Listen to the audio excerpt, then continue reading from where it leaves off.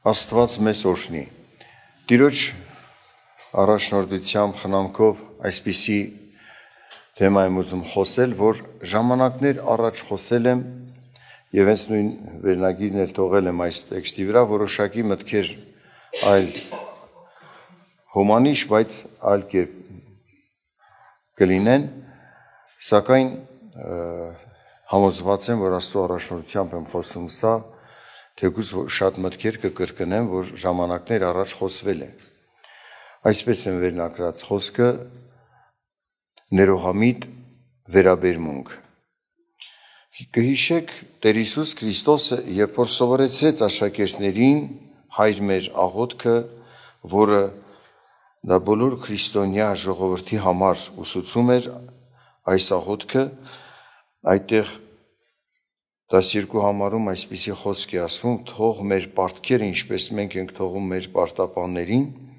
եւ 14-15 համարներում Տեր Հիսուսը այդ միտքը շեշտադրում է, առանձնացնում ոչ թե արդեն որպես աղոթքի մարդ, այլ բացատրում, որքան կարևոր է այդ վերաբերմունքը, որովհետև եթե դուք մարդկանց իրենց հանցանքները թողեք, ձեր երկնավոր հայրն էլ ձեզ կթողե, իսկ եթե դուք մարդկանց չեք թողի նրանց հանցանքները, ձեր հայրն էլ չի թողնի ձեր հանցանքները։ Իհարկե, այստեղ այն չէր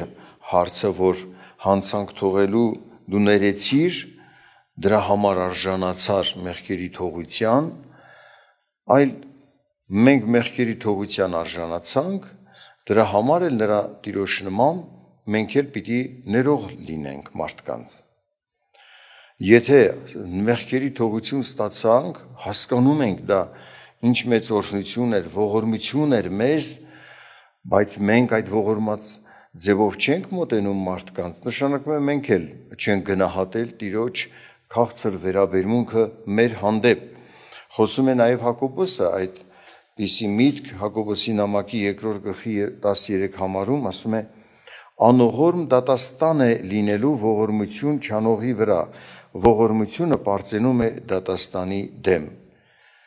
Ներողամիտ լինելն էլ է ողորմություն։ Ինչպես նոր արտահայտությանս մեջ Տերը ողորմեց մեզ, ներեց մեզ, մեր պարտքերն իր վրա վերցրեց։ Ուրեմն ուշադրություն դարձրեցիք, Հակոբոսն էլ է խոսում այդ մասին, որ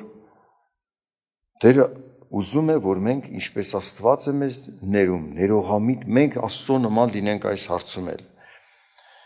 Աստված զորացնի մեզ։ Իրականում դա հեշտ չի,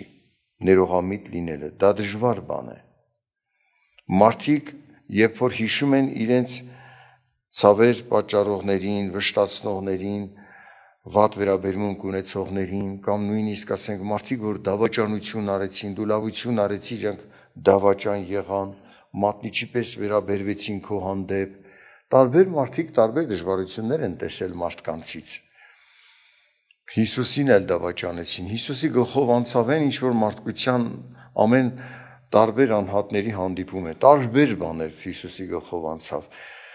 բայց ինչ ողորմած էր, խաչի վրա ասում էր հայր, ներիր սրանց, որ չեն հասկանում ինչ են անում։ Պատկերացնում եք խաչի վրա եղած արտահայտությունները, որ խաչված ժամանակ խոսում էր, ձևապաշտ մարդիկ բան չէին տեսնում, կույր էին, բայց արի ու տես հարուրապետը, չեմ ասում աշակերտները իհարկե հասկանում էին ինչի ասում Հիսուսը, հարուրապետը, որ անհավատ մարդ, նաև հռոմեացի զինվորականների ղեկավար, ասում է իրավ, որ այս մարդը արդար էր։ Պատկերացնում եք ինչ վերաբերմունք թողեց հարուրապետի վրա Քրիստոսի վերաբերմունքները, խոսքերը, արտահայտությունները, այսպիսի վերաբերմունք չէր տեսել մարդ, որ մահվան շեմին ու բարիք կամենա մարդկության միջև անգամ իրենց չարչարողներին։ Աստված զորացնի մեզ, որ մենք նրանից, մեր Տեր Հիսուսից օրինակ առնենք, բայց գիտեք ոնց, երբեմն մեր մեջ շնորհ մարդիկ իրենց բարի կամեցողին համարում են որպես իրենց հետ վատ վերաբերվող եւ սկսում են ողապահությամբ վերաբերվել մարդու հետ, Ասենք, երբ որ մեկին մի եղբայր, մի քույր, մեկը մեկին ուզում են ուղղեն ճշմարտության ճանապարհի մեջ նպաստեն, որ գնա, ինքը սկսում է ողապահությամբ վարվել, նախ չի ընդունում, չընդունելու հետևանք է մնում, երբ որ մարդը հենց չընդունելը մեղք է, այսինքն մարդը մնում է ավելի լուրջ մեղքի մեջ, եւ այդ մեղքը տանում է նրան, որ սկսում է փնտրել իրեն հանդիմանողի վրա մեղք, հետևողական ման է գալիս, տեսնի ինչ կարա բռնի իր վրա մի բան խոսի, շրջապատի մեջ մի բան ասի, այդ մարդուն ցածրացնի, փնովի, պատկերացնում եք, ողապահություն, այսպիսի վերաբերմունքը Աստվածաշունչն ասում է նենգամիտ մարդ, ուր տարավ մարդուն մեղքը, նենգամտության, բայց պատկերացրեք, եթե մարդը ուղղվեր, չէր ընկնի այդ վիճակի մեջ, այլ բարեկամին բարեկամ կտեսներ, հələ ինչ մնաց, մենք չգիտենք ինչ դժվարություններ կտեսնենք դեռ, ինչ մնաց մեզ իրոք ցավեցնողներ, անիրավությամբ վարվողներ կլինեն, մատնիշներ մեզ հանդեպ կլինեն, դավաճաններ, Հռոմեացիս նամակի 12-րդ գլխում այսպիսի բան է ասում մեր Տերը, 12-րդ գլխից կկարդամ 17 համարից, մեկին չարի տեղ չար մի հատուցանեք, ամեն մարդկանց առաջին բարի խորհուրդ ունեցեք, եթե կարելի է, որքան ձեզանից է կախված, ամեն մարդկանց հետ խաղաղություն ունեցեք, ձեր անձերի համար վրեժխնդրություն մի արեք, սիրելիներ, այլ բարկության տեղ տվեք, որովհետև գրված է, վրեժխնդրությունը իմն է, ես հատուցում կտամ, ասում է Տերը, արդ եթե քո թշնամին սոված է հաց տուր նրան, եթե ծարավ է ջուր տուր նրան, որովհետև այս անելով կրակի կայծեր կհավաքես նրա գլխին, մի հաղթվիր չարից, այլ բարիով հաղթիր չարին, ուրեմն պարտություն է, երբ որ չարին իրա նման ես պատասխանում, պարտություն, մի հաղթվիր, բարիով հաղթիր չարին,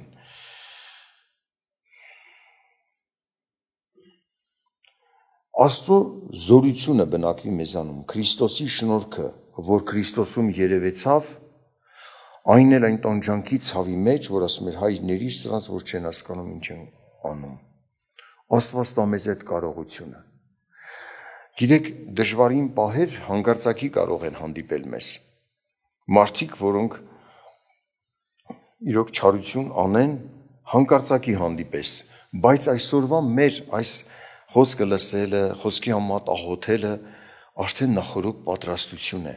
հանկարծահաս փորձությունների մեջ առնեմ Տիրոջի շնորհք, որ բարկությանը տեղ տամ, չպարտվեմ, չարին չարով չպատասխանեմ, այսօր վերցնեմ, խնդրեմ, աղոթքով նրանից խնդրեմ այդ կարողությունը, որ հանդիպած հանկարծահաս այդ փորձությունների մեջ ես հավատարիմ մնամ, Տեր ինձ զորացնի և օրհնի մեզ, մի մարդ այն խոսքը, որ Տերն ասեց, եթե քեզ ապտակում են, մի երեսդ շեղի դեմ տուր, պարզիր, ասում է շատ, ինքն էլ հոգևոր առաջնորդ է ինչ-որ խմբում, ասում է շատ մարդիկ այս խոսքից գայթակղվում են և որպեսզի չգայթակղվեն, ես իրենց բացատրում եմ, այս խոսքը հոգևոր իմաստ ունի, դա հոգևոր հարցերին է վերաբերվում, ոչ թե ֆիզիկական ապտակին, որ դու էլ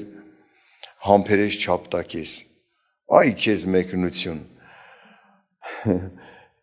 ուշադրություն դարձրեք, Տերն ասում է իմն է վրեժխնդրությունը, ինչի է ասում, երբ որ քեզ ապտակում են, մյուս երեսդ պարզիր, այսինքն, եթե դու նրա նման վարվես, դու թշնամի ես քեզ ավելացնելու, բայց հիշիր, այս խոսքը ասողը Տերը թիկունք է մեզ, սա է ասում, իմն է վրեժխնդրությունը, դու բարիով հաղթիր, թող հանդիմանություն կլինի, պատիժ կլինի, ինչպես կվարվի, դա թող Աստծուն, դու մի արա, եթե դու ես անում, էլ չես թողում Աստծուն, եթե դու ես արանք ասենց ասած Աստծո ուզում իբրև արագացնել հանդիմանությունը շատ խիստ եւ անել, էլ չես թողնում Աստված անի։ Ասում է իմն էր դա, ինչու ես դու անում։ Այդ վերաբերմունքը իմն է։ Այսինքն այս խոսքը նաեւ ցույց է տալիս, որ դու ես իմը։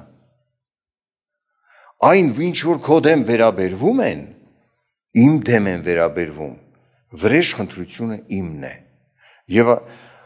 այսինքն Տերն ասում է, որ երբ որ ապտակում են, դու մյուս երեսը դեմ տուր, թող պայքարը ինձ։ Ես պատասխանեմ։ Պատասխան տալը իմն է։ Այո, շատ տեղեր եղել է, որ մարդիկ իրենց հրամանատարներից առել են Իսրայելի ժողովրդի մեջ եղավ այդպիսի դեպք, թագավորը հրամայել էր, որ թշնամին եկել էր, անարգում էր, ոչ մի պատասխան չտակ։ Ոչ մի պատասխան չտվեցին, որովհետև թագավորը այդպես էր հրամայել։ Եկան, նրանց խոսքերը թագավորին պատմեցին, թագավորն էլ առաջնորդների հետ եկավ տիրոջ առաջ, աղոթք արեցին, Տերը իրենց ելքը ցույց տվեց, ոնց պիտի անի Տերը։ Ինչպես իրենք վարվեն, Տերն էլ ինչ պիտի անի։ Աստված մեր առաջից գնում է։ Մեր Տերը ամեն օր մեզ հետ է։ Եվ այս խոստումները տվողը, որ ասում է իմն է վրեժխնդրությունը, ես հատուցում կտամ։ Տեր Հիսուս ցանով ասում է, որ ես ամեն ինչ տեսնում եմ։ Եվ քեզ հետ եմ, դու էլ իմն ես, քո դեմ անտեղի քեզ վարկաբեկեցին, ամարգեցին, այդ իմ դեմ է։ Աստված մեզ օրհնի, զորացնի։ Ուրեմն կարդամ մեկ այլ հատված Մատթեոս ավետարանից 15-րդ գլխից, ուրեմն ուշադրություն դարձրեք։ Սա այս հատվածը ինչի եմ կարդում, մեր Տեր Հիսուս Քրիստոսը, որ ինքն է մեզ համար օրինակ, ինչպես որ նոր նայեցինք, խաչի վրա ինչպիսի վերաբերմունք ցույց տվեց, ինչպիսի արտահայտություններ,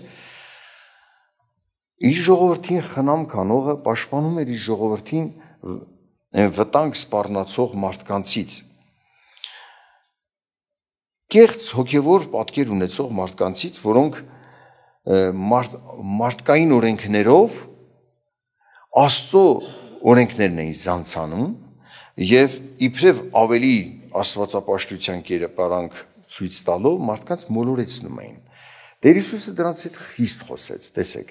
15-րդ գլխի 12 համարից կկարդամ, գիշեք են դեպքն է, որ ասում է ամանները լվալ, ձեռքերը լվալու հետ կապված, ինչու աշակերտները ձեռները չեն լվանում, նոր հաց ուտում։ Տերը որ սրանց խիստ հանդիմանեց 12-ից մինչև 14-ը կկարդամ, այն ժամանակ նրա աշակերտները մոտ գալով ասեցին նրան. Գիտես, որ փարիսեցիները այն խոսքը լսելով գայթակղվեցին։ Նա էլ պատասխան տվեց եւ ասեց. ամեն տունք, որ իմ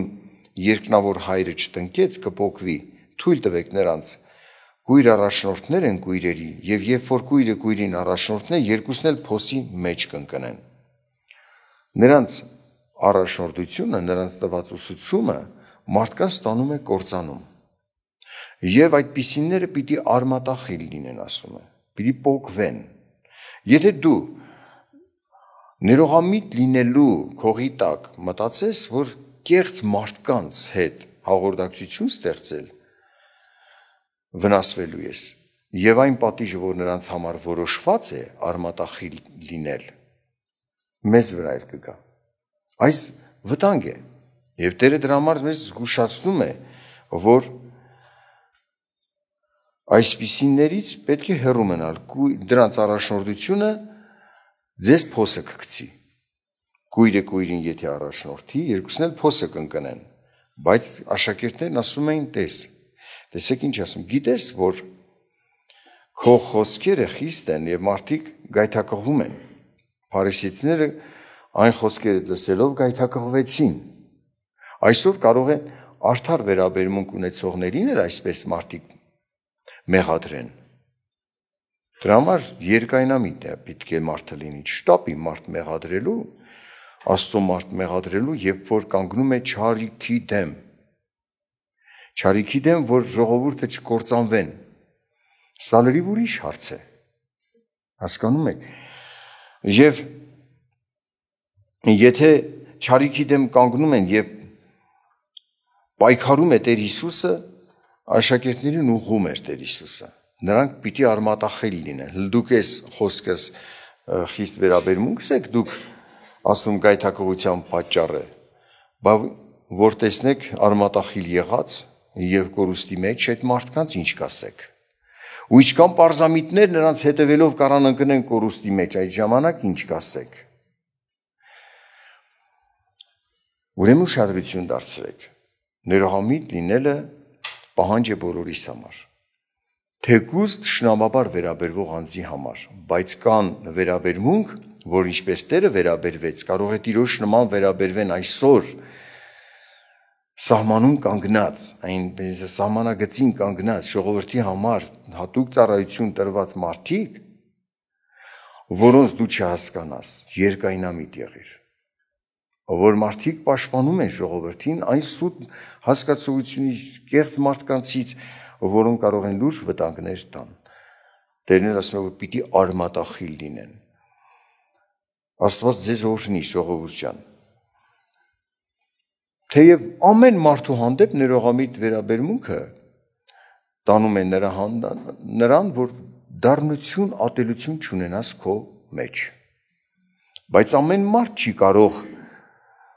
չարագործին այնպես խստությամբ հանդիմանել, ինչպես որ տրված այդ կարողությունը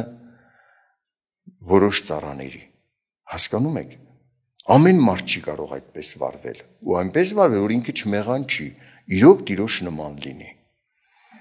Սակայն եթե նորից եմ կրկնում, Տիրոջ նման վարվում են մարդիկ, դուք այդ